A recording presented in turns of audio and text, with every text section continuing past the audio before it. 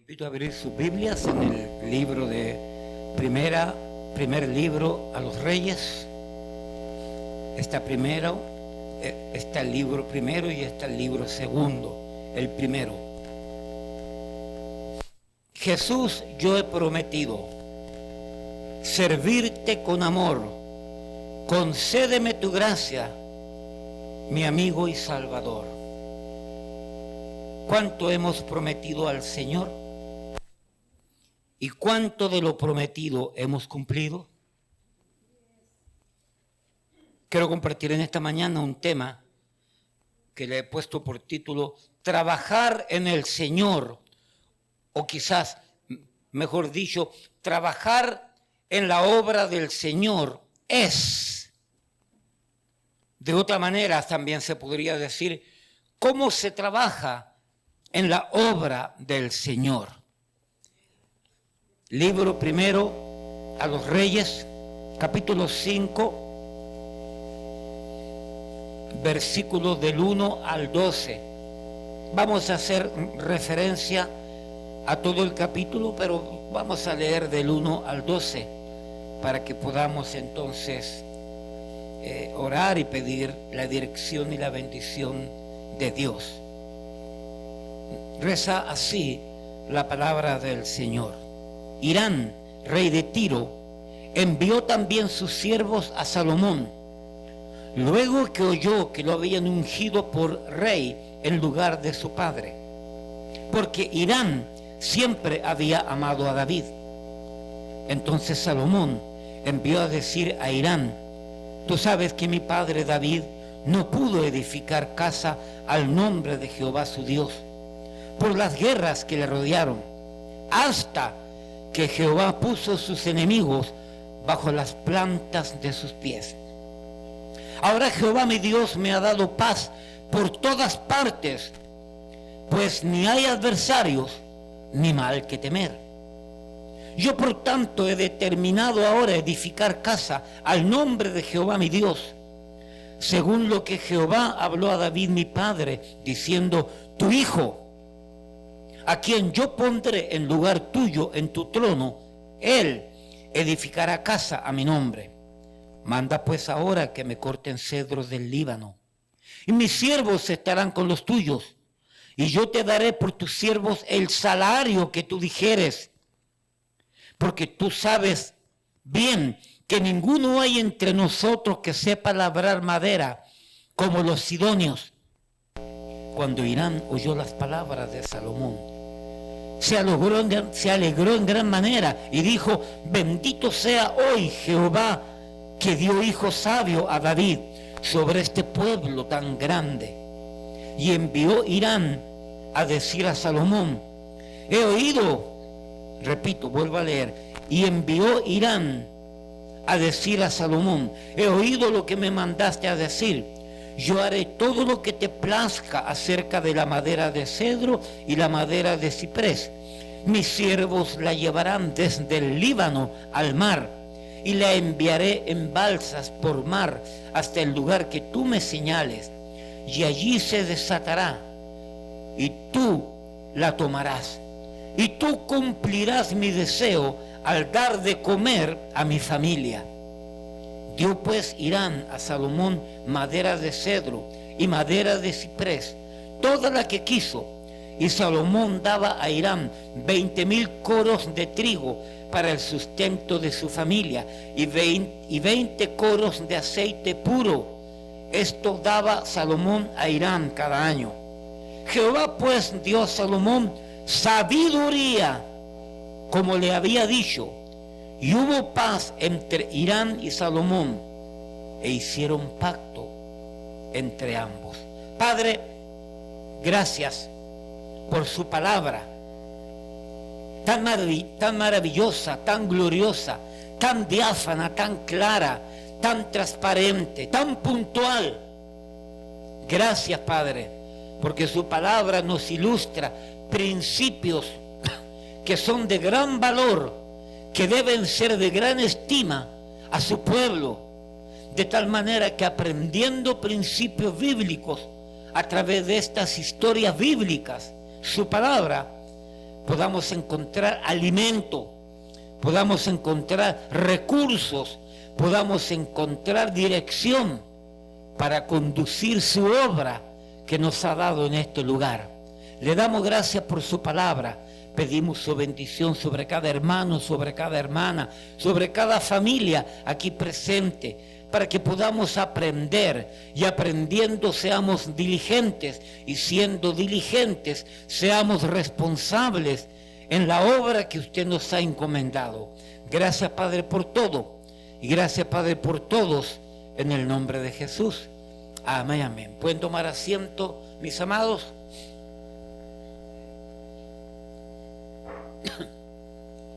¿Cómo se trabaja en la obra del Señor? Trabajar en la obra del Señor es o implica el pasaje que hemos leído. Es el tiempo en que el rey Salomón, sucesor, hijo del rey David, aparece prácticamente en escena. Y Salomón, haciéndose cargo de toda esa inmensidad de pueblo, tiene que aprender a consolidar, a afirmar, a robustecer el reinado heredado de su padre David. David fue un hombre de guerra. David fue un hombre de batalla, fue un gallardo, fue un valiente. A la tarde vamos a estudiar acerca de los valientes de David. Pero David era un hombre guerrero, esforzado, responsable. Y de alguna manera había cierto grado de desunión por controversias, por conflictos que se originaron mientras David iba tomando control del reino. Habían muchas conspiraciones ya en aquel tiempo. Para los conspiracionólogos, aquellos que nos gustan las conspiraciones, ya en aquel tiempo en el reino de David había muchas conspiraciones, mucha revuelta. Y Salomón era de un pueblo en cierta manera convulsionado, en cierta manera confundido en algunas cosas. Y Salomón tiene que consolidar esto. Salomón tiene que traer todo a una unidad perfecta. Porque, hermano, el pueblo de Dios, la obra del pueblo de Dios en el Antiguo Testamento, sin hacer violencia a la palabra de Dios, es un paralelo de lo que es la iglesia hoy en día, el pueblo de Dios.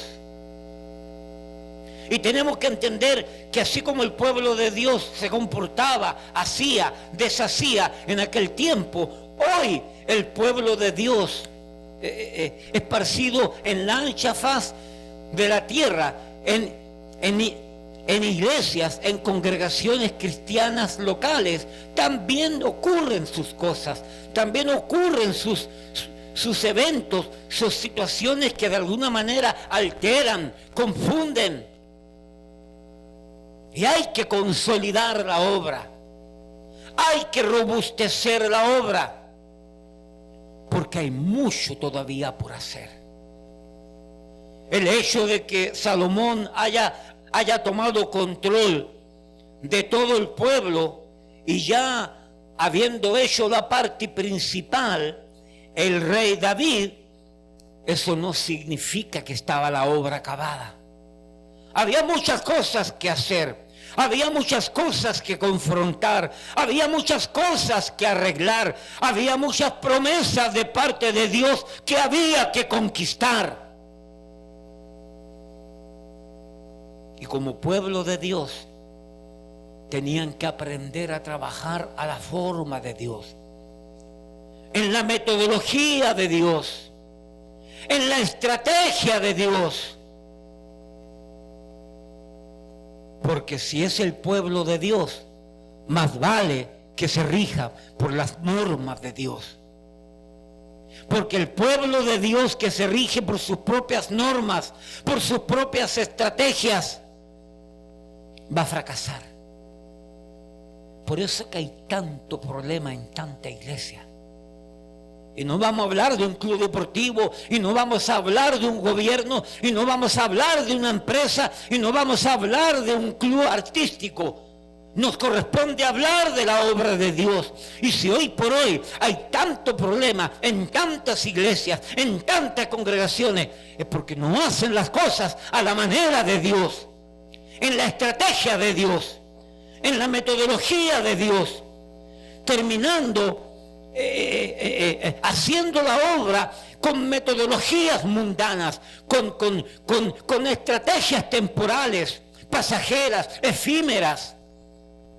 Y hermano, por favor entienda, la obra de Dios se hace con lo que dice aquí. Se ha hecho, se hace y se seguirá haciendo, porque óigame bien, porque si haciendo la obra de Dios a la manera como lo dice este libro santo, este libro bendito, si haciendo la obra de Dios de esta manera, aún se generan situaciones difíciles que confrontar, aún se generan situaciones adversas que solucionar, ¿cuánto más problema se levanta cuando no se hace de esta manera?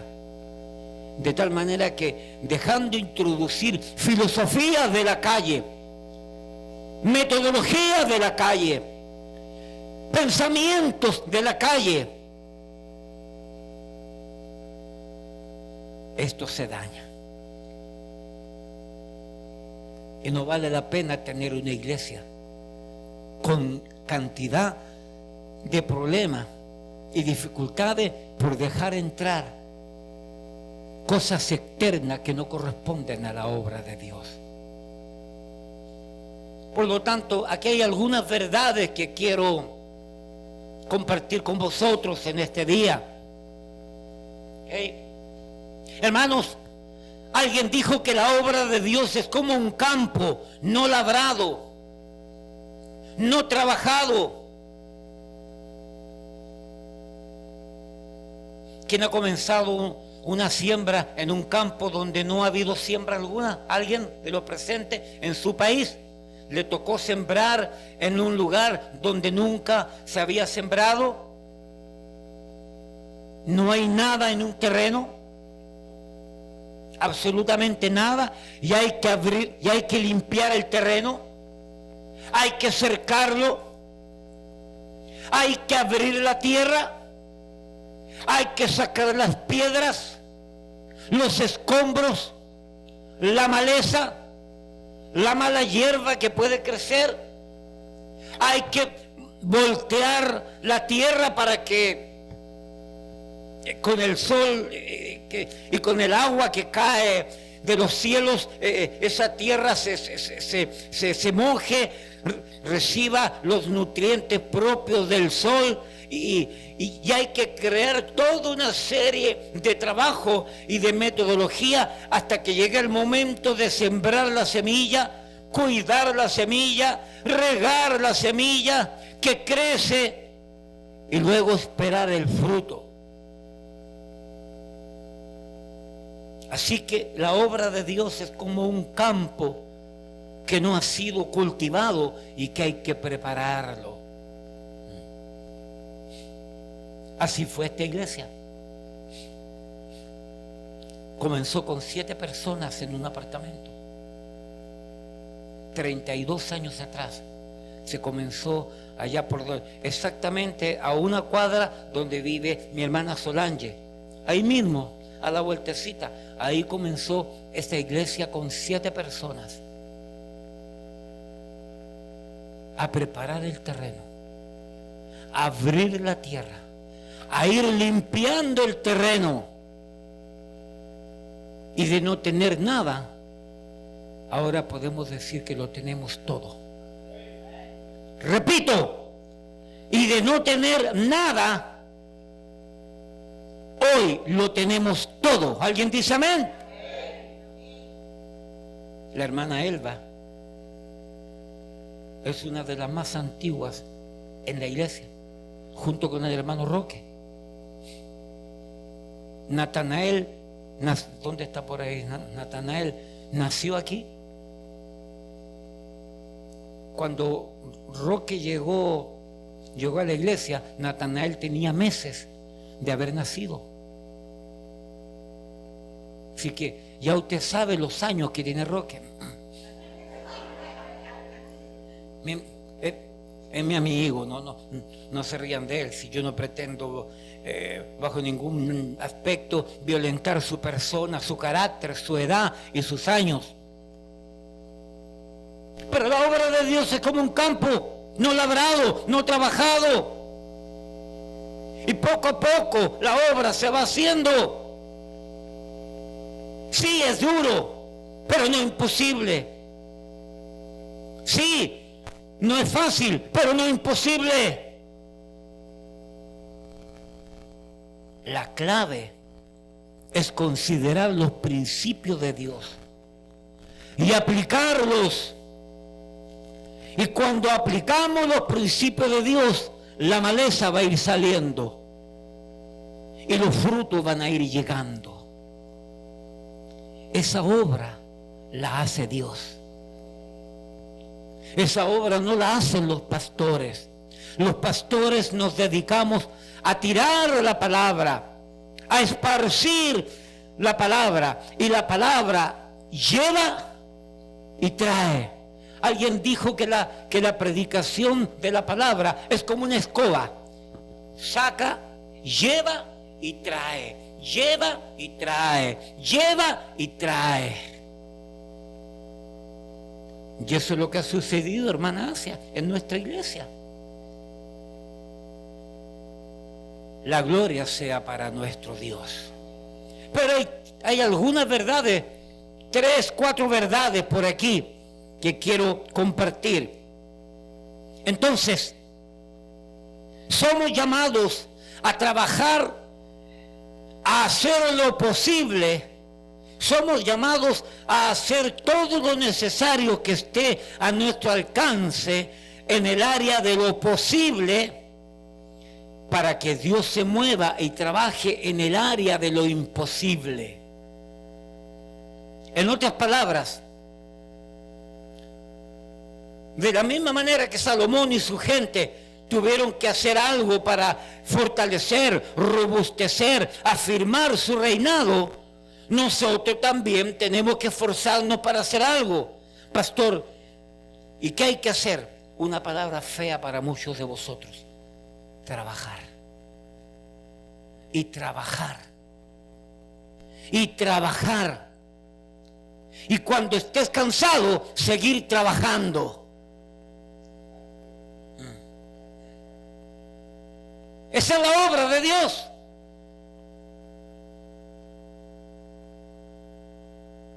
Primera de Reyes, capítulo 5. Entonces, no es trabajar, sino cómo trabajar, cómo entender el trabajo de la obra de Dios. Primera de Reyes, capítulo 5, versículos del 1 al 4. Primero, trabajar es en unidad. Lo primero que tenemos que establecer es esto: para consolidar, para confirmar, para afirmar una obra de Dios, tenemos que entender que implica trabajo, pero no es simplemente entender que hay que trabajar y cada uno hace lo que quiere y cada uno va por donde quiere y cada uno rinde como quiere. No, mi hermano, este trabajar implica un trabajo en unidad. Primera de Reyes, capítulo 5, versículos del 1 al 4. Y creo pretender no hacer violencia a la palabra de Dios con lo que voy a decir. Hirán, rey de Tiro, envió también sus siervos a Salomón. Luego que oyó que lo habían ungido por rey en lugar de su padre, es decir, David. Porque Hirán siempre había amado a David. Entonces Salomón envió a decir a Hirán: tú sabes que mi padre David no pudo edificar casa al nombre de Jehová su Dios. Y aquí está lo que le decía yo tocante a David y tocante al reino de David, por las guerras que le rodearon.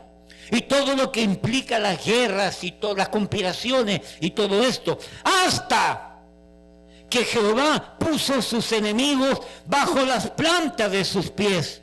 Ahora Jehová mi Dios me ha dado paz por todas partes, pues ni hay adversario ni mal que temer. Hermano, trabajar en la obra de Dios para consolidarse, para afirmarse, para fortalecerse, esa obra de Dios, primero, trabajar tiene que ser en unidad. David no pudo consolidar completamente esa obra de cuidar y fortalecer al pueblo de Israel, porque David no solamente tenía muchos enemigos, contrarios, antagonistas alrededor de Israel, sino que aún dentro de Israel habían contrarios. Los que leen o los que han leído Primera de Reyes, Segunda de Reyes, Primera de Crónicas, Segunda de Crónicas, se van a dar cuenta las conspiraciones que habían en el tiempo del rey David y los conflictos que se originaron no solamente de afuera, sino de adentro. Este general mandaba matar a este otro general y este general se desquitaba con la suegra del otro y el nieto y todo era un lío. David no pudo consolidar el pueblo, la obra de Dios. Y ahora que llega el rey Salomón, su hijo, reconoce que las condiciones se están dando porque en primer lugar ya no habían enemigos potenciales, poderosos. La primera condición, el primer principio, el primer pilar de esta construcción es que el trabajo se hace en unidad. La Biblia es amplia para enseñarnos tocante a lo que es el trabajo en unidad. Amós 3:3. Vamos a buscar Biblia hoy día. Si usted no tiene Biblia, arrímese, acérquesele a alguien que tenga Biblia. Daniel, Oseas, Joel, Amós, Abdías, Jonás. Daniel, Oseas, Joel, Amós, Abdías, Jonás. Amós 3:3. Se requiere primero unidad. El profeta Amós, capítulo 3, versículo 3. ¿Andarán dos juntos si no estuvieren de acuerdo? Y es una pregunta que merece una respuesta categórica. El profeta, el Señor por parte del profeta dice, ¿andarán dos juntos si no estuvieran de acuerdo? ¡No! Tarde o temprano va a haber un quiebre, tarde o temprano va a haber una dificultad. Lucas capítulo 11, Mateo, Marcos, Lucas capítulo 11, versículo 17. El Señor confrontándose con los religiosos de la época, mas él, conociendo los pensamientos de ellos, les dijo: todo reino dividido contra sí mismo es asolado, y una casa dividida contra sí misma cae. Hermano, para consolidar, para afirmar, para robustecer la obra de Dios, tenemos que entender que lo primero que se necesita es establecer que hay que trabajar en un concepto de unidad. De tal manera que todos avancen en una misma dirección, hagan fuerza en una misma dirección. Porque si uno están jalando para la izquierda, el otro para la derecha, algunos quieren ir para atrás y otros van adelante, no van a llegar a ninguna parte. La Biblia es vasta en relación a este concepto, a este principio. Primera los Corintios capítulo 3. Primera a los Corintios capítulo 3.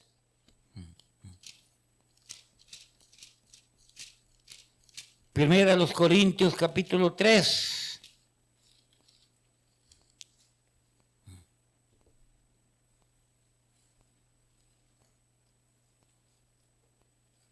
Versículo 1 en adelante.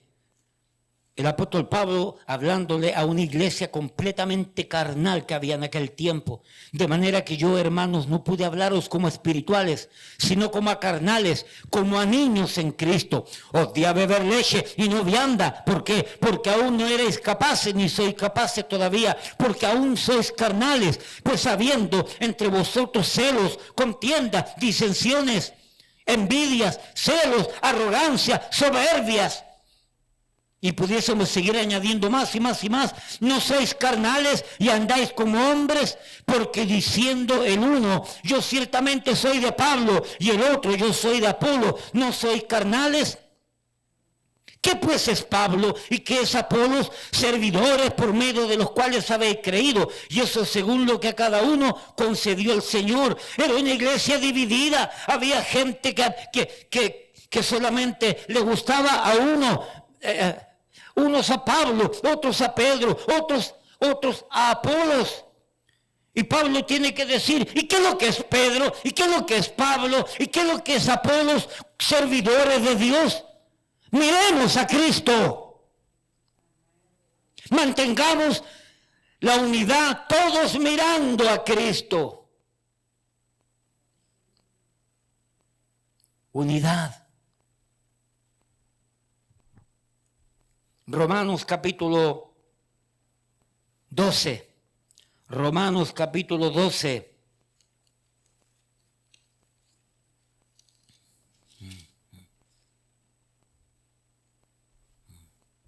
Cada siervo de Dios tiene sus virtudes y tiene sus defectos.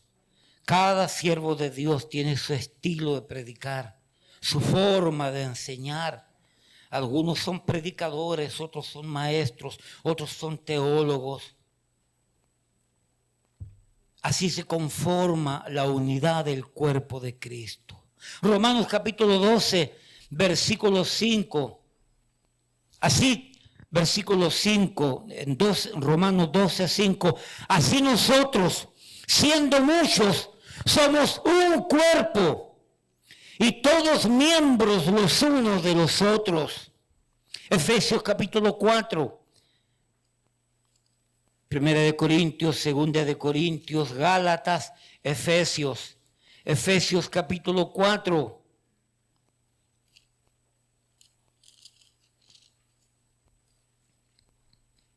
Versículo 1 al 3. Yo pues preso en el Señor, os ruego que andéis como es digno de la vocación con que fuisteis llamados, con toda humildad y mansedumbre, soportándoos con paciencia los unos a los otros en amor, solícitos, mire esta palabra, solícitos en guardar la unidad del Espíritu en el vínculo de la paz. La unidad trae paz.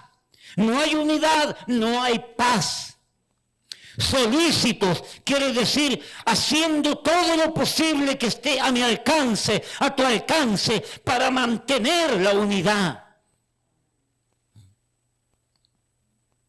Aquí no hay nadie mejor que nadie. Aquí todos somos iguales a los ojos de Dios.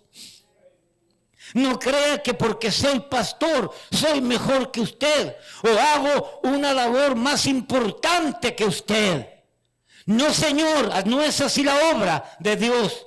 Es tan importante el que predica como el que toca piano, como el que dirige, como el que barre, como el que limpia baño, como el que trabaja en la cocina, como el que hace jardines, como el que hace ruta. Todos somos importantes y también somos necesarios en la obra de Dios. Yo no me creo mejor que nadie. Y no pretendo creerme mejor que nadie. Y pregúntele a Dios por qué me eligió a mí como pastor. Pregúntele a Él porque yo todavía no lo entiendo. Pero más vale que haga caso. Aquí podría haber algún otro mejor que yo, a lo mejor, ¿por qué no? más capaz, más íntegro, más servicial. Pero yo no soy mejor que usted. Pastor Jerry no es mejor que yo, aunque yo soy mejor que él, por supuesto. Ni él es mejor que yo, ni yo soy mejor que él. La Biblia dice, siervos inútiles somos. Por lo tanto, si somos siervos inútiles, ustedes y nosotros, hagamos lo que nos corresponde para ser útiles, para ser serviciales, para cooperar y jalar juntos esta maquinaria de la obra de Dios por medio de una iglesia local.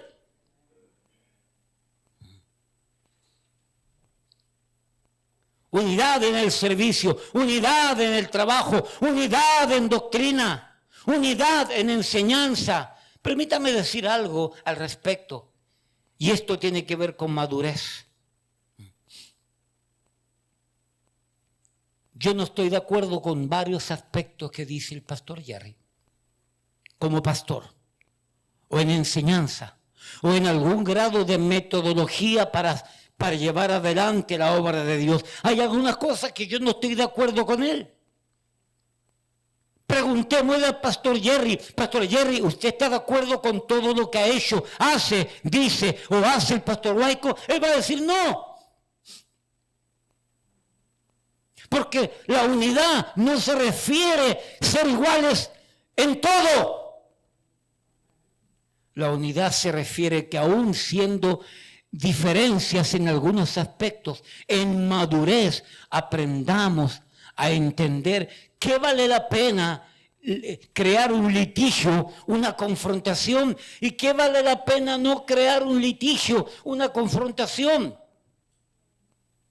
Yo he tenido que menguar muchos aspectos para darle libertad al pastor Jerry, para que crezca, para que se desarrolle. Y hay cosas que simplemente no estoy de acuerdo, pero me quedo callado, porque es la filosofía de él, es lo que cree él, es lo que ha aprendido él, pero no está trayendo conflicto a la obra. Y yo no voy a hacer conflicto. Porque él y yo trabajamos para el mismo Dios, trabajamos en la misma obra y trabajamos en la misma dirección. Y si hubiera alguna diferencia que pudiese causar un problema, nos ponemos los guantes en la oficina. Y lo hemos hecho. Y hemos llegado a un consenso.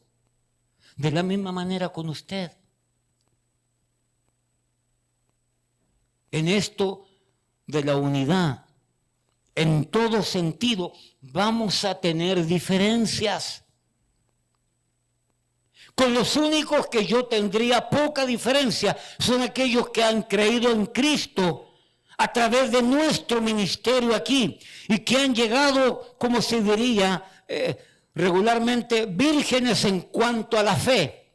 No tienen ni un pasado religioso, ni bíblico, ni espiritual, y llegan a la iglesia y han sido educados, enseñados, instruidos, fortalecidos a través de las prédicas y la forma del pastor Huayco. Pero que hay muchos que llegaron con fe, que llegaron de otras iglesias. Y sí, yo entiendo que hay diferencia, pero escúcheme bien. Pero no hay que hacer una tormenta en un vaso de agua.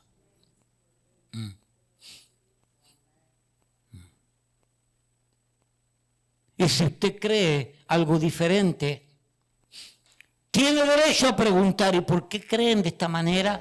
¿O por qué hacen de esta manera? Y se le va a responder, creemos de esta manera por esto, por esto, por esto. Y hacemos de esta manera por esto, por esto y por esto. Lo correcto después de preguntar y después de responder, lo correcto es decir, entiendo. Pero si usted no está completamente convencido de la respuesta, su madurez dice, pero bueno, yo estoy en otra iglesia. Ahora me congrego aquí y debo de aceptar lo que se predica o cómo se hacen las cosas aquí. El problema está cuando una vez que usted ha recibido una respuesta del por qué creemos lo que creemos o del por qué hacemos como lo hacemos y usted sigue ahí como una gotera, entonces usted está mal. Porque nosotros no vamos a cambiar, porque lo que hemos creído y lo que hemos hecho por 32 años no lo vamos a cambiar porque la hermana llegó hace ¿cuánto tiempo? 6 meses. Y ya la hermana ya quiere que se cambien las cosas. No, hay que cambiarla porque ella piensa de otra manera.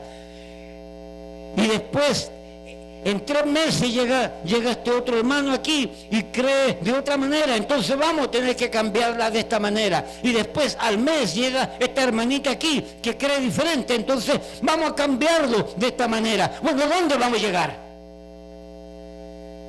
Si la iglesia ha funcionado y ha creído lo que hemos creído y lo que hemos funcionado por 32 años y hemos cambiado algunas cosas, entonces el que llega se va uniendo. Aquí han pasado algunos elementos intransigentes, que hay que hacer las cosas como ellos lo dicen y hay que explicar las cosas y hay que hacer las cosas y hay que enseñar como ellos lo dicen. Y se le está explicando y siguen con su inmadurez, y siguen con su soberbia, y siguen con su terquedad. Y al final se termina peleando.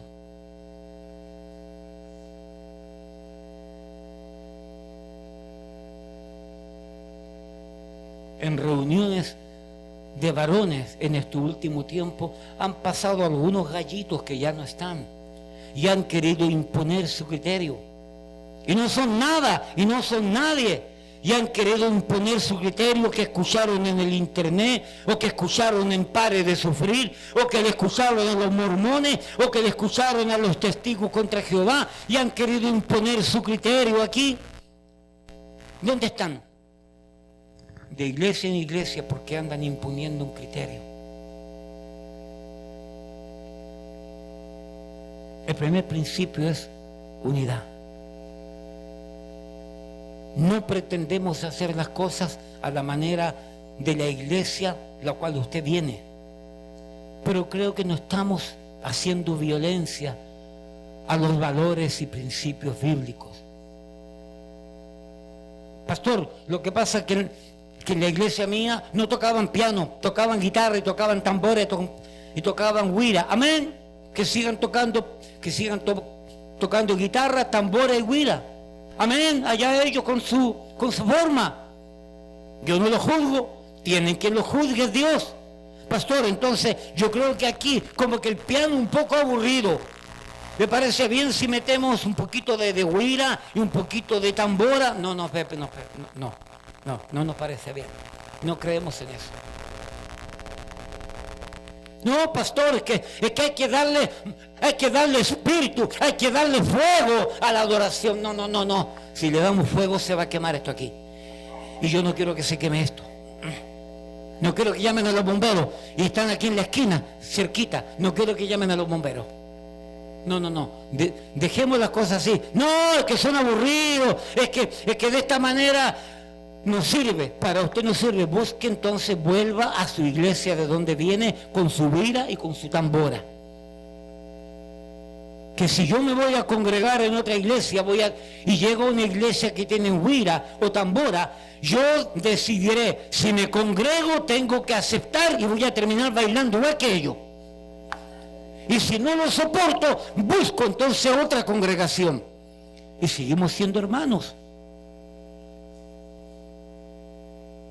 Porque un matrimonio, una familia, una empresa, un negocio, un gobierno, un club deportivo, una iglesia cristiana se confirma, se fortalece, se afirma, se robustece con unidad.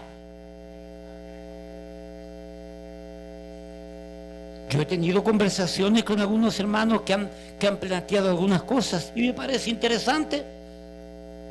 Y hay algunas cosas que me han parecido correctas y las hemos cambiado.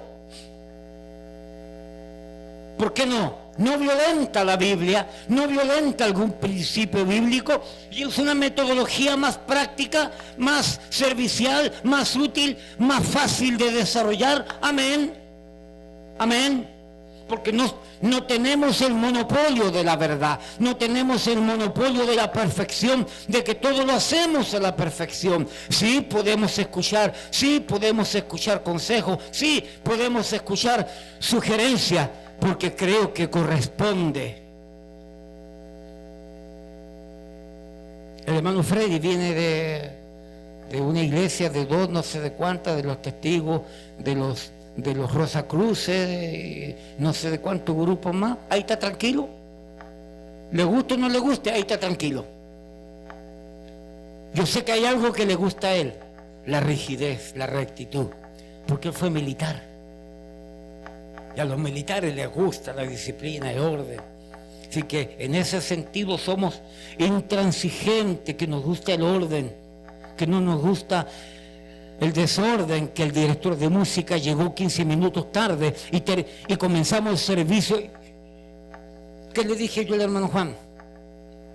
Eran las 10 en mi reloj, eran las 10:04, las 10 de la mañana con 4 minutos.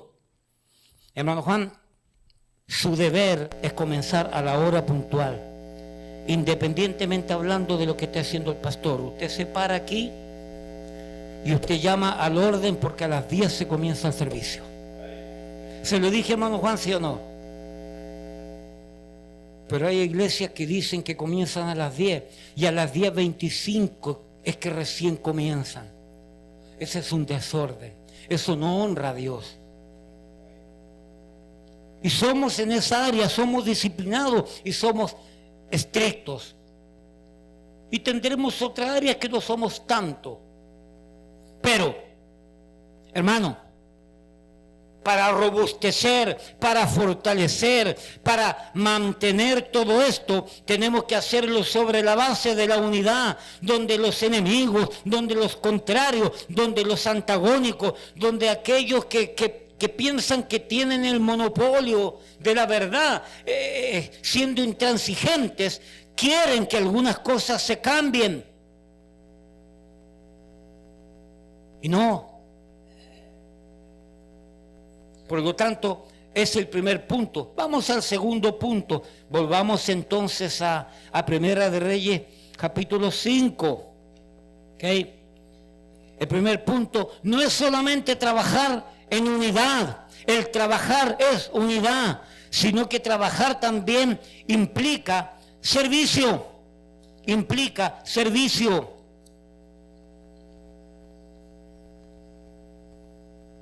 Primera de Reyes, capítulo 5. Nótese bien, de versículo 5 al 10. Primera de Reyes 5, del 5 al 10. Yo por tanto he determinado ahora edificar casa al nombre de Jehová mi Dios, según lo que Jehová habló a David mi padre, diciendo: tu hijo, a quien yo pondré en lugar tuyo en tu trono, él edificará casa a mi nombre. Manda pues ahora que me corten cedros del Líbano. Y mire lo que dice ahora: y mis siervos, y mis trabajadores, y mis colaboradores, y mis ayudantes estarán con los tuyos. Y yo te daré por tus siervos el salario que tú dijeres, porque tú sabes bien que ninguno hay entre vosotros que sepa labrar madera como los sidonios. Cuando Hirán oyó las palabras de Salomón, se alegró en gran manera y dijo: bendito sea hoy Jehová, que dio hijo sabio a David sobre este pueblo tan grande. Y envió Hirán a decir a Salomón: he oído lo que me mandaste a decir. Yo haré todo lo que te plazca acerca de la madera de cedro y la madera de ciprés. Mis siervos la llevarán desde el Líbano al mar, y la enviaré en balsas por mar hacia el lugar que tú me señales, y allí se desatará, y tú la tomarás, y tú cumplirás mi deseo al dar de comer a mi familia. Versículo 13 al 18.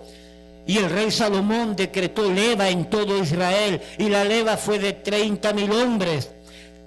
A mí se me olvidó buscar lo que era leva, pero me parece que leva era una metodología de trabajo donde iban a trabajar de mes a mes, un grupo primero, después otro grupo y después otro grupo turnándose. Me parece, a mí se me olvidó buscar exactamente lo que es la leva, pero creo que por ahí va la cosa.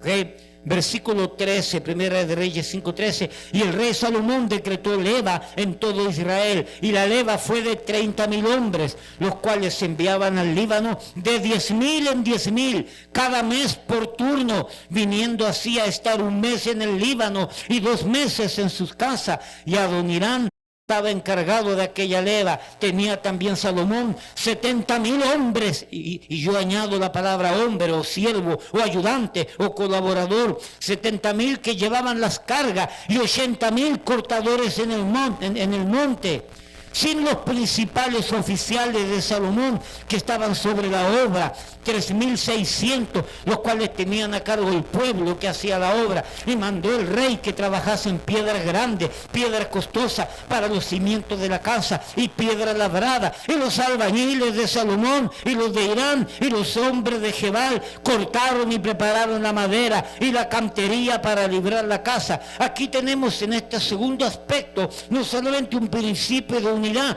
sino un principio categórico, puntual, determinante de servicio. Hermano, hermana, iglesia, para consolidar la obra de Dios, para fortalecer la obra de Dios, tiene que existir dentro de los que están en la obra de Dios esa voluntad implícita en el servicio. Hay que servir, hay que trabajar. Eso sucede en el matrimonio. Si en el matrimonio solamente uno trabaja y el otro se la pasa durmiendo, va a haber problemas en ese matrimonio. Y no estoy diciendo, oígame bien, y no estoy diciendo que hay que trabajar, por lo tanto la mujer tiene que salir a la calle a trabajar. No. Si hay niños pequeños, lo ideal es que se aguante, aunque coman tortilla con sal todos los días, hasta que los muchachos crezcan, para que sea una acción sólida de crecimiento de los muchachos. Entiendo que estamos viviendo una cultura diferente que obliga a veces a los dos a trabajar afuera, pero lo ideal de Dios es un aspecto y lo que obliga el sistema muchas veces es otro. No voy a criticar, no voy a juzgar, cada uno es responsable de la manera como lo hace, porque lo hace, para qué lo hace. Pero si solamente uno es la bestia que lleva la carga y trabaja y sale a la calle y trabaja todo el día y cuando llega a la casa encuentra a la mujer durmiendo sin hacer nada, un reguero, sin cocinar, y los muchachos corriendo con todos los pañales sucios y sin hacer nada, un reguero, y las ratas corren por aquí y las cucarachas corren por acá. Bueno, ¿cómo va a llegar a algo el matrimonio? Si los dos tienen que trabajar. Y por otro lado, yo soy de los que creo que la esposa trabaja más en el hogar que lo que el hombre trabaja en la calle. Vuelvo a repetir esto. Yo soy de los que creo que la mujer, que la esposa diligente, la esposa que cumple, la esposa que tiene bien claro su papel en el hogar, yo estoy convencido que trabaja más que el esposo, porque el esposo se levanta temprano, toma la guagua, toma el bus, toma el tren, toma su carro, toma la bicicleta tipo Liborio y se va a trabajar, y todo el día está fajado el hombre, sudando, con una maquinita, parado al frente de la maquinita, ring, run, ring, run, ring, run, ring, run, ring, run. A mí me tocó trabajar en una máquina así, donde entraba a las 5 de la mañana a trabajar y salía a las 2, y estaba a cargo de una máquina que lo único que tenía que hacer, y sudaba, subir la palanca, bajar la palanca, subir la palanca, bajar la palanca, subir la palanca, tocaban el timbre y yo terminaba sudado haciendo ese trabajo. Y me iba a tomar una fría, una Coca-Cola fría por si acaso, y me tomaba la Coca-Cola y volvía para el siguiente turno, run, ring, ring, run, ring, run, y pobre de mí, cómo terminaba cansado. Y llegaba a la casa y mi esposa estaba enferma, con fiebre, en algún momento que puede estar pasando de dificultad propio personal, sin entrar en detalle, lo cual amerita que esté cansada. Ya, mujer, levántate, ¿no te das cuenta que yo trabajé todo el día y aquí no hay comida y aquí no hay nada? Algunos esposos maltratando a las mujeres en el hogar, exigiéndoles. La mujer tiene que lavar, la mujer tiene que planchar, la mujer tiene que cuidar los críos, la mujer tiene que bañar a los críos, tiene que lavar a los críos, tiene que llevar al colegio a los críos, tiene que cuidarlos cuando tienen un problema en la escuela. Es la mujer la que va cuando tienen un problema de salud.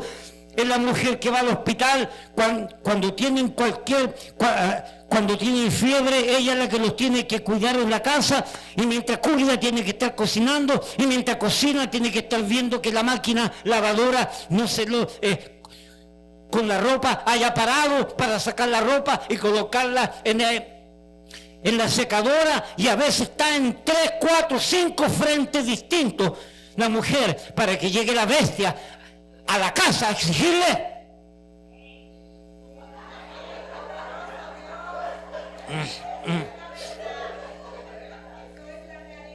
Si no es casualidad que tu mujer está enferma, no es casualidad que tu mujer está maltratada.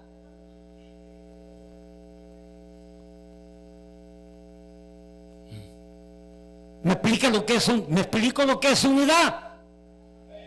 Y esto pasa lo mismo en el hogar, en el matrimonio, en la familia, en una empresa, en un negocio,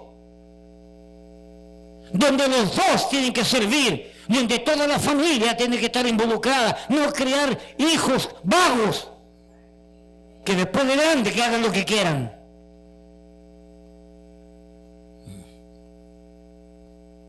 En unidad.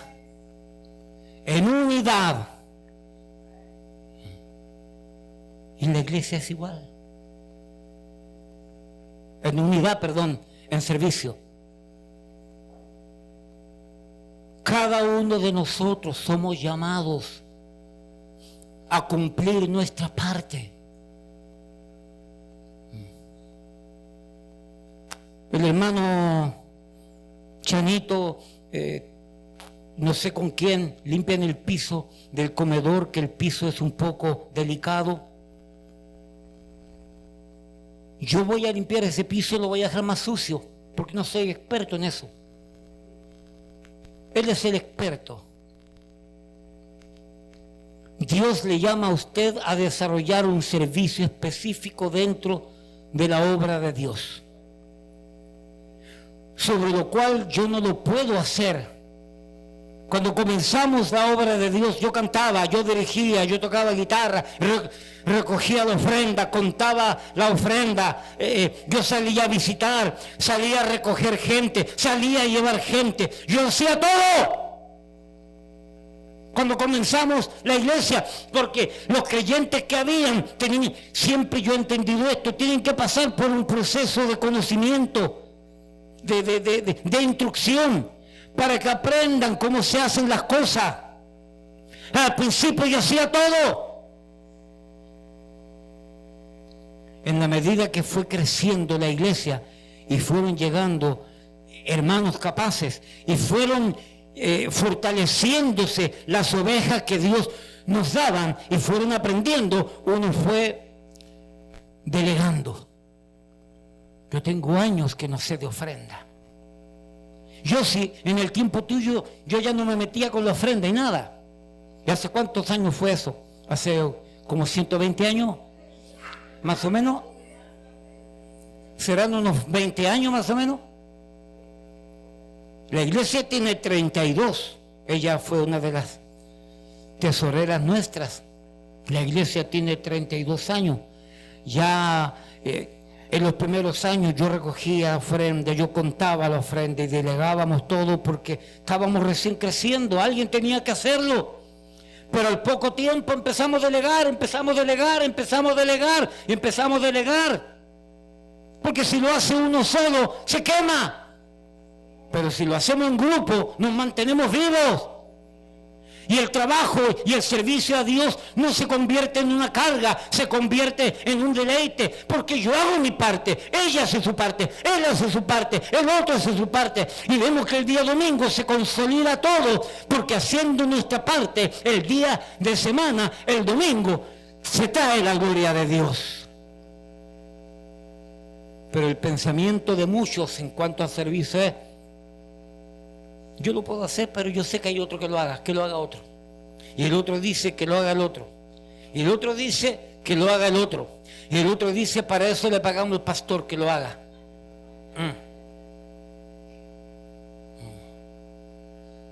A mí no me tienen aquí para estar barriendo la calle. Y lo puedo hacer. Yo debo de preocuparme de lo mío, que en eso tengo perfección, por decirlo humanamente hablando. Pero yo no soy amigo del orden, limpiar, recoger. Pero hay otro hermano que tiene ese don de limpiar, organizar, recoger. Yo tengo esa mesa convertida en un reguero y vienen los hermanos a pasar al vacuum por aquí, ¿cómo le llaman? La aspiradora. Y de repente llego el domingo y esto está todo organizado allí. Y digo: wow, es un don para organizar esa mesa. Porque yo a las 3 semanas tengo un reguero de madre ahí. Pero viene alguien que organiza porque no soy meticuloso, detallista en esos órdenes. Pero hay otro que sí. Entonces no voy a ponerme a hacer un trabajo que yo sé que no soy excelente, y voy a trabajar en lo que yo soy excelente para dejar a aquel que organiza haga su excelencia. Y así cada uno hace su parte. Y todo el mundo haciendo su parte, crecemos. Aquí dice que unos cortaban madera, otros cargaban madera, otros cortaban piedra, otros le daban forma a la piedra, otros cargaban la piedra. Tenían 3,000 y pico de hombres en la administración de la casa de Dios y del templo y de la casa del rey. Y Salomón tenía todo organizado. Cada uno en su puesto, cada uno en sus funciones. Pero para eso hay orden. Hay disciplina. Hay que jalar la oreja. A algunos no les gusta que le jalen la oreja. Usted va a trabajar conmigo aquí. Usted tiene que aceptar que le voy a jalar la oreja. No soporta que le jalen la oreja, no trabaje entonces. No trabaje. Pastor, ¿y eso? Sí, así es. ¿No ve que me acerqué a Juan? Mírele la oreja, así las tiene roja y grande, tanto jalársela. Ellos saben, pero se les olvida, hay que recordárselo. Hoy en la mañana llegó Natanael, le dije: hermano Natanael, a ver, quiero ver cómo toca este himno, porque tenía inquietudes. Gracias, hermano. No le dije nada, estaba bien, pero si no estuviera bien, le digo: mira, corrígele un poquito más, haz esto, esto y esto otro. Porque yo tengo principios de música y entiendo. Yo toco piano mediocremente.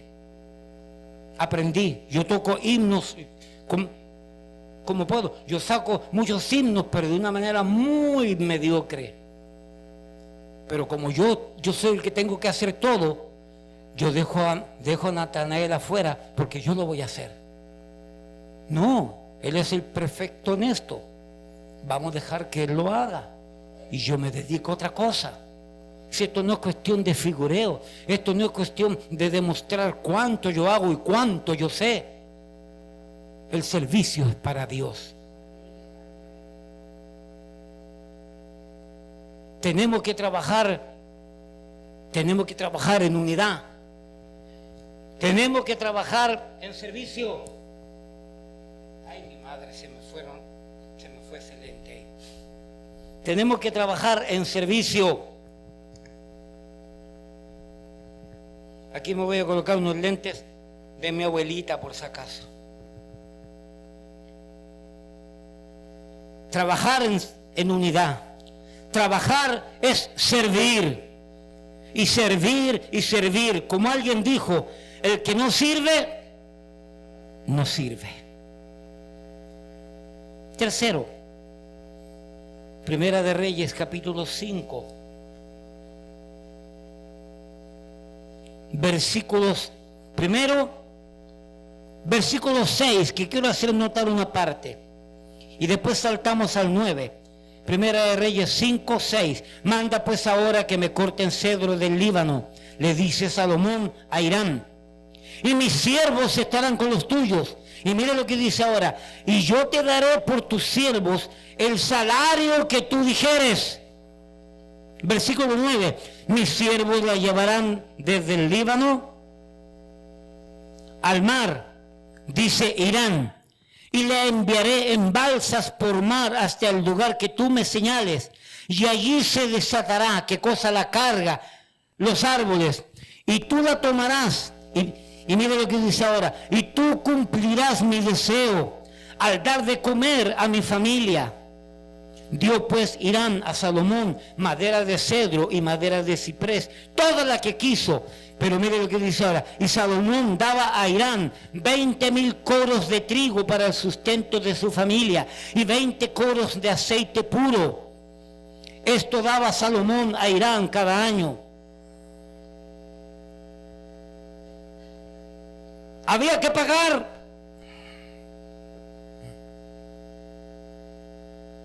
Había que responderle a los trabajadores. Se hizo un acuerdo entre Salomón e Hiram. Hiram cumplió, se comprometió a mandar a sus siervos, a sus colaboradores, a sus ayudantes, para cortar la madera, cargar la madera, transportar la madera y llevarla al lugar donde Salomón dijese. Hasta ahí llegaba su compromiso. Y ahora llegó la madera. Salomón, ahora tú tienes que pagar, responder en el salario acordado. En aquel tiempo principalmente el salario se hacía sobre la base de productos comestibles, trigo, aceites, para mantener a la gente. Hermano, este concepto de trabajar para mantener la obra es un concepto que se hace en unidad, es un concepto que se hace en el servicio, en servir, mantener todo ordenado, todo organizado, donde cada uno haga su parte. Y es lo que se hace aquí, que se me olvidó añadir este aspecto. Cuando yo llego aquí, ya están los muchachos trabajando allí, ya está el pianista viendo la música, ya está el director de música viendo lo de ellos, y yo me preocupo por lo mío. Porque cada uno hace su parte. Pero espérate, la obra de Dios también se mueve. Mira para acá. Con money. En Chile dice con chinchín. Chinchín, ¿dónde está mi compatriota? ¿Chinchín decían en Chile? ¿Usted no se recuerda? No me deje mal, pues señora, si usted es chilena igual que yo. Es que somos de generaciones distintas. Ella de los 30, yo soy de los 60. Entonces,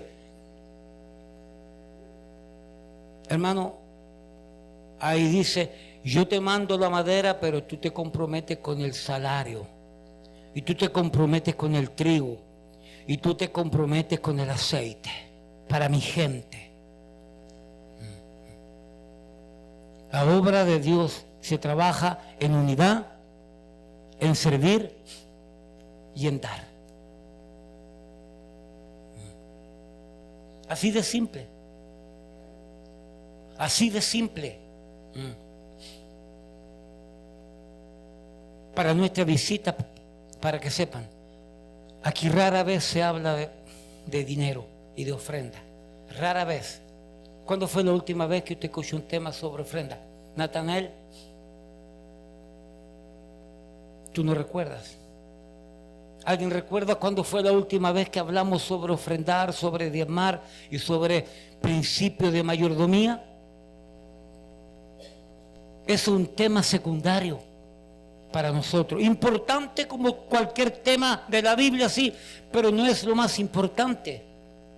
Pero en este contexto, nosotros miramos que el trabajar para mantener, para fortalecer, para robustecer la obra de Dios, se trabaja en base a la unidad, en base al servicio y en base al dar. Dios me da para yo dar. A ver, mire, vamos a 2 Corintios.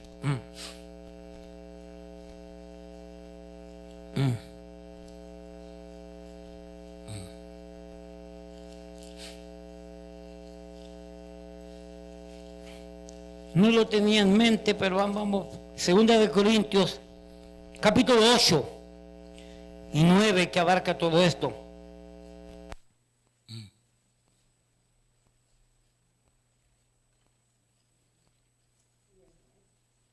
Segunda de Corintios 8. Asimismo, hermanos, os hacemos saber la gracia de Dios que se ha dado a las iglesias de Macedonia, que en grande prueba de tribulación, segunda de Corintios 8:2, la abundancia de su gozo y su profunda pobreza abundaron en riqueza de su generosidad. Pues doy testimonio de que con agrado han dado conforme a sus fuerzas y aún más allá de sus fuerzas, pidiéndonos con muchos ruegos que les concediésemos el privilegio de participar en este servicio para los santos, que era el dar. Aquí se habla de una ofrenda. Dice que le rogaban que les concediesen el privilegio de dar, de ofrendar.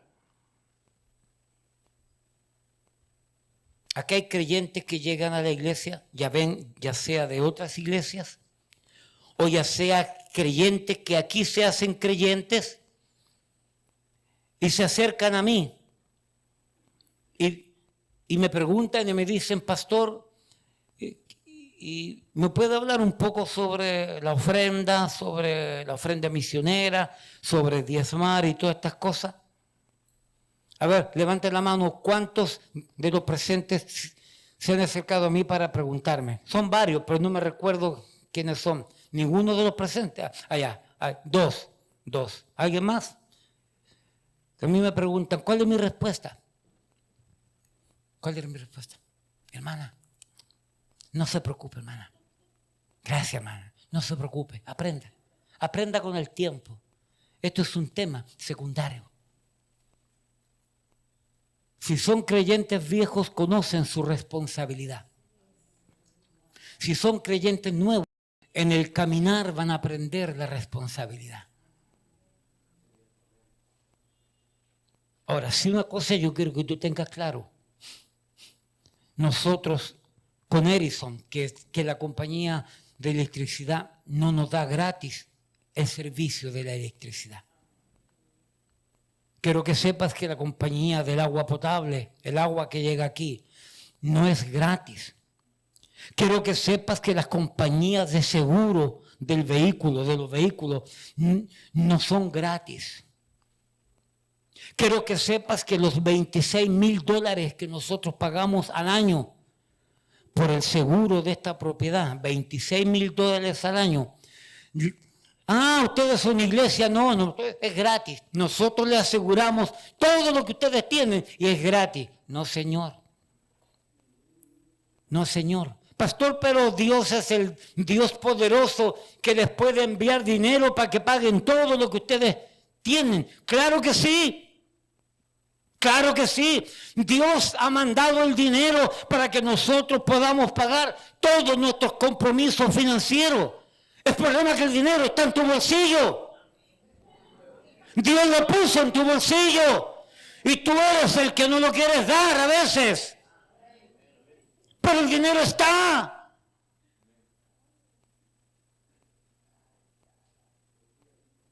Sí, lo manda.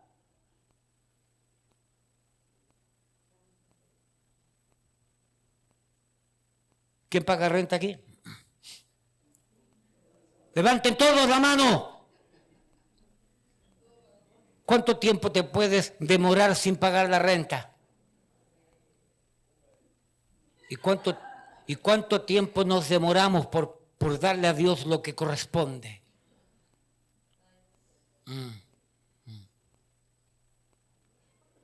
Mi respetada visitas, el tema del dinero es parte de la Biblia, pero no se abusa del tema, ni se abusa con la congregación.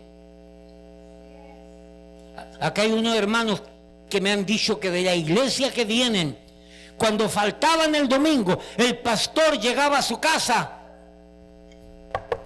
Hermano, abre la puerta, hermano. Y se levanta el hermano y dice, ¿qué pasa, pastor? Hermano, tú no estuviste ayer en la iglesia, vengo a pedirte el dinero que tienes que pagar, el diezmo y la ofrenda. A su casa. No quiero decir que uno de ellos era Liborio, porque no quiero ser chismoso. Iba a su casa a pedirle dinero, porque faltó el domingo, porque estuvo enfermo.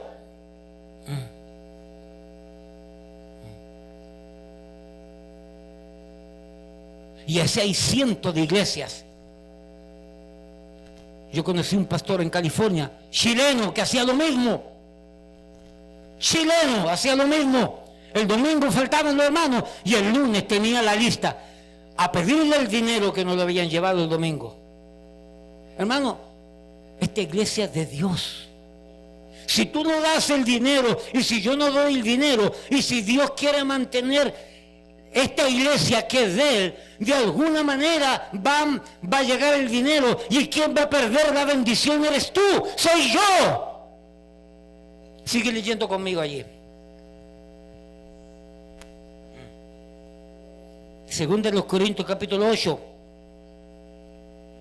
versículo 5. Y no como lo esperábamos, sino que asimismo se dieron primeramente al Señor y luego a nosotros por la voluntad de Dios. El que es responsable en el dar es porque primero se entregó al Señor, y como se entregó al Señor, todo lo de Él es para el Señor, y damos la parte que corresponde.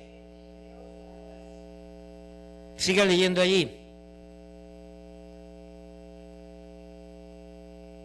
Versículo 7. Por tanto, como en todo abundáis en fe, en palabra, en ciencia, en toda solicitud y en vuestro amor para con nosotros, abundad también en esta gracia, que es en el dar, mandar una ofrenda para una necesidad, para los hermanos que en tal parte estaban pasando vicisitudes. No hablo como quien manda, sino para poner a prueba, por medio de la diligencia de otros, también la sinceridad del amor vuestro. Hermano, Dios permite que a través de cada uno de nosotros, Dios permite que fluya ese dinero para mantener, fortalecer, robustecer la obra de Dios. Pero Dios lo permite porque Él quiere probar mi amor para Él, mi amor para la obra, mi fidelidad para Dios, mi fidelidad para la obra, mi gratitud a Dios, mi gratitud es por medio de la obra de Dios. ¿Cuánto cuesta un sermón que va a cambiar tu matrimonio? ¿Cuánto cuesta un sermón que va a cambiar la vida de tu hijo que está en droga? ¿Cuánto cuesta? Bill Clinton cobraba $100,000 de entrada a una de sus charlas. $100,000. ¿Tú quieres escuchar a Bill Clinton? Tenías que pagar $100,000 para ir a sentarte, para que te den un tomate con una lechuga y escuchar bla, bla, bla, bla, bla, bla, bla, de un hombre que no tiene ningún grado de integridad. $100,000. Y salías tan vacío como entraste. ¿Cuánto cuesta un sermón que va a cambiar tu matrimonio, tu familia, tu hijo, tu salud? Como yo le he dicho muchas veces, un día prediqué un sermón que yo tenía 3 años que me daba vuelta en la cabeza, y hablé sobre el rencor, y hablé sobre el resentimiento, y hablé sobre la amargura. Y cuando terminó el mensaje, pasó un lindo hermanito, al cual fue el primero que yo bauticé aquí en la ciudad de Nueva York, y pasó el hermano al frente llorando con ese sermón. Cuando terminó el sermón, me dijo: pastor, gracias por ese sermón que tú predicaste. No me dé gracia a mí, dé gracia a Dios. Pastor, déjeme contarle, el viernes yo compré una pistola, me dijo, y mañana lunes yo iba a ir al trabajo e iba a matar al jefe. Y gracias a este sermón no lo voy a hacer ahora. Me evitó años de cárcel. ¿Cuánto cuesta un sermón que cambia la vida de una persona? Por amor a Dios, porque Dios nos habla, porque Dios nos enseña.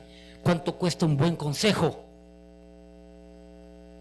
¿Cuánto cuesta ir a un consejero que te dé un consejo familiar, matrimonial, laboral, educacional? ¿Me explico?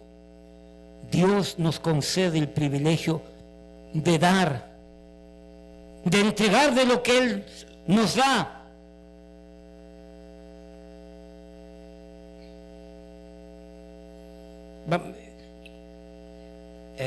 Deje buscar un versículo.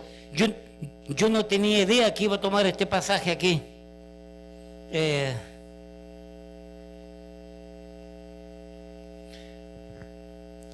Segunda de Corintios 9:6.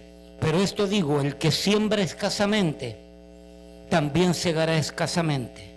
Y el que siembra generosamente, generosamente también segará. Cada uno dé como propuso en su corazón, no con tristeza ni por necesidad. ¿Por qué? Porque Dios ama al dador alegre. Y poderoso es Dios. Oiga bien, versículo 8, segunda de Corintios 9:8. Y poderoso es Dios para ¿hacer qué? Hacer que abunde en ti y en mí toda gracia, toda riqueza, toda abundancia, a fin de que teniendo siempre en todas las cosas todo lo suficiente, abundéis para toda buena obra. Como está escrito: repartido dio a los pobres, su justicia permanece para siempre. Y el que da semilla al que siembra y pan al que come, proveerá y multiplicará vuestra sementera y aumentará los frutos de vuestra justicia, para que estéis enriquecidos en todo, para toda liberalidad, lo cual produce por medio de nosotros acción de gracias a Dios. Este pasaje que acabo de leer se explica de esta manera. Mira para acá. Dios me da para ayudar, Dios me da para ayudar, Dios me da para ayudar, y alcanza para mí y me sobra, y también puedo dar. Ese es el mecanismo. No es tu inteligencia la que te hace ganar dinero, porque por más inteligente que tú seas, simplemente si te quieren botar de ese trabajo, te van a votar, por más inteligente que seas. Dios es el que mantiene ese lugar, que te provee para darte, para tú dar, para darte, para tú dar. Ese es el mecanismo de Dios. Y voy a hablar algo breve sobre el diezmo. En esta iglesia, sí, creemos en el diezmo. Hay muchos buenos pastores que no lo creen. Y se respetan, tienen derecho a estar equivocados.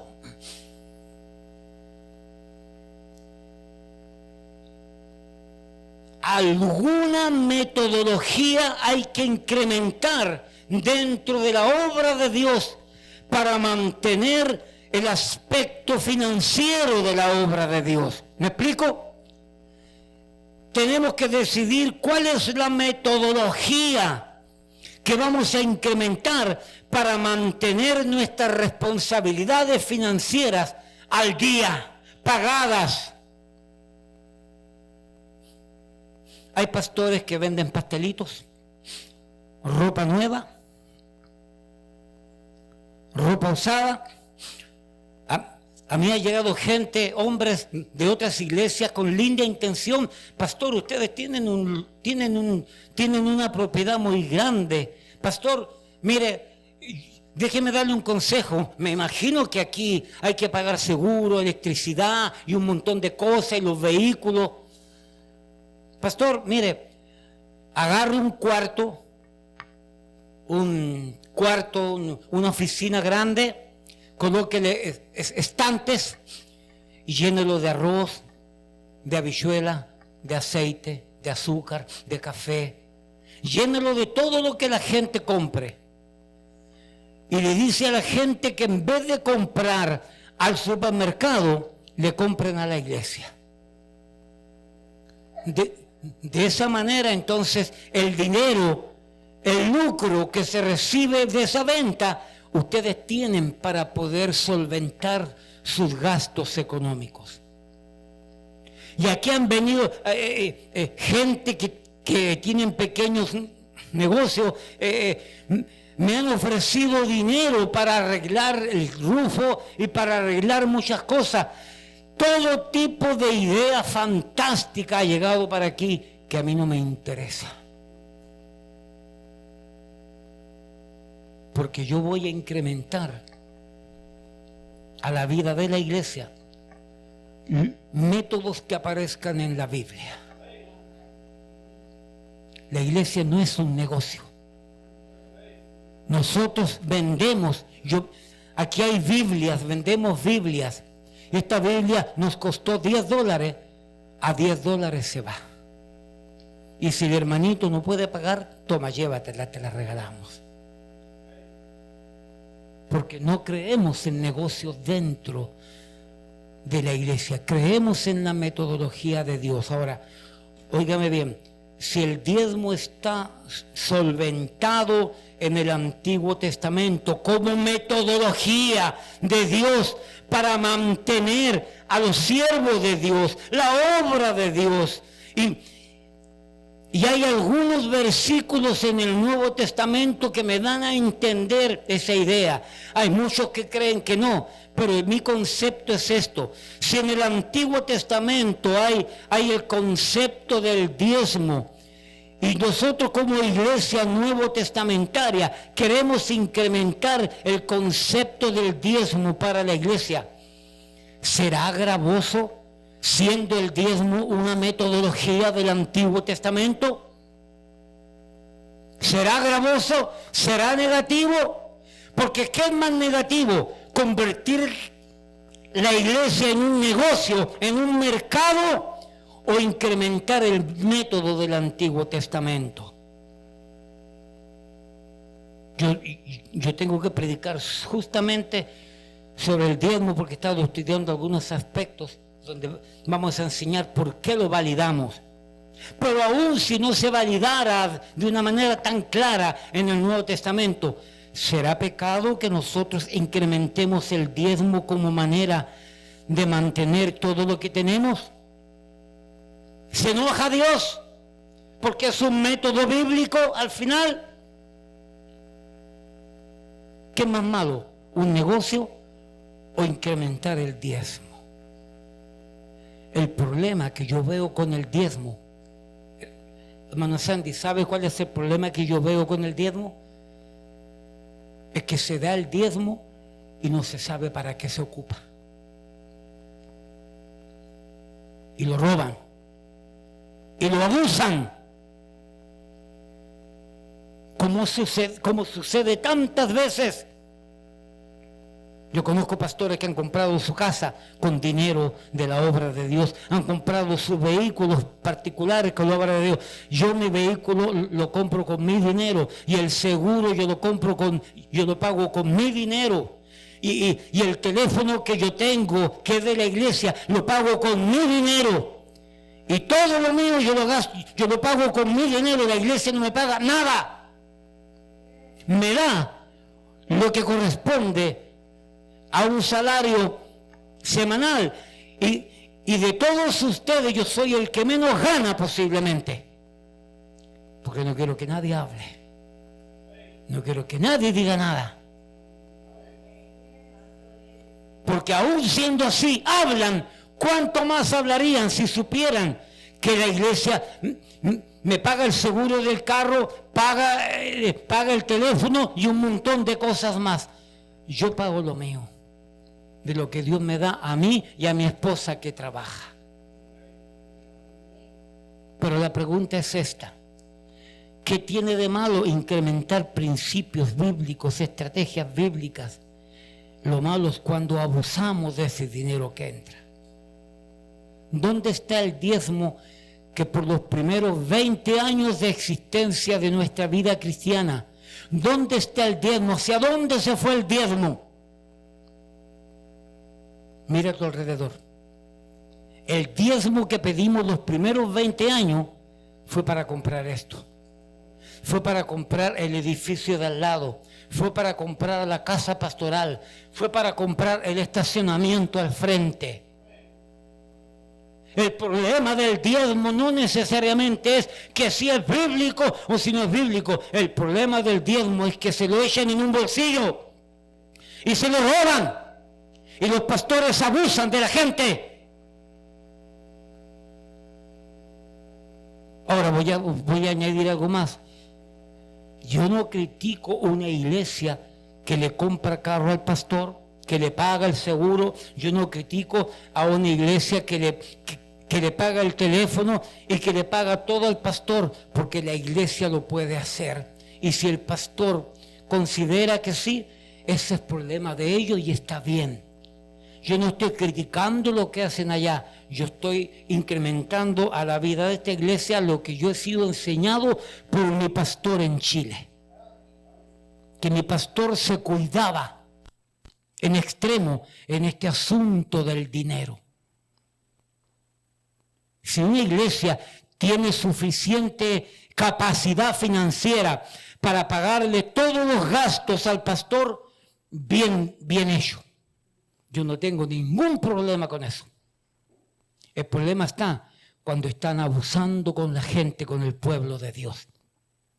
Iglesitas donde tienen apenas 30, 40 personas y están abusando a la gente, están exprimiendo a la gente, están obligando a la gente, están exigiendo de la gente. Ahí yo tengo problemas.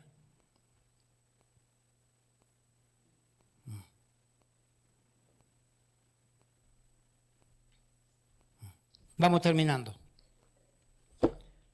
¿Cómo es el trabajo en la obra de Dios? Primero, en unidad. Segundo, en el servir. Tercero, en el dar. Dar de tus recursos, dar de tu tiempo, dar de tu talento, dar de tu capacidad. Y todo esto se hace, mire lo que dice finalmente.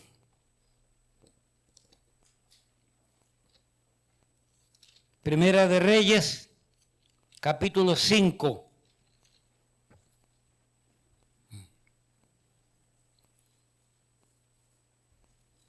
Primera de Reyes, capítulo 5, versículo 12. Jehová pues dio a Salomón, ¿qué cosa? Sabiduría.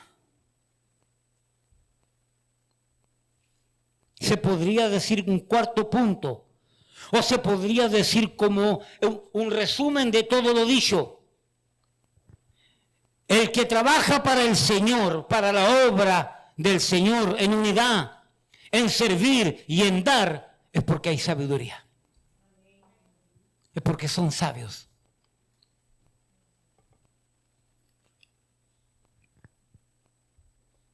Sabiduría se obtiene a través de la Biblia. Sabiduría se obtiene a través de las enseñanzas. Sabiduría se obtiene en este asunto del consejería, la oración. Sabiduría se obtiene de las personas mayores que tienen años en esto para poder aconsejar y transmitir y entregar la sabiduría que le ha costado por años aprenderla, dársela a los que vienen después de él.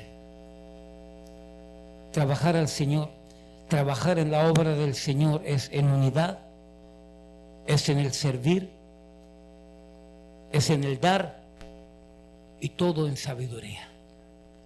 Así se mantiene la obra de Dios, así se fortalece la obra de Dios, así se robustece la obra de Dios.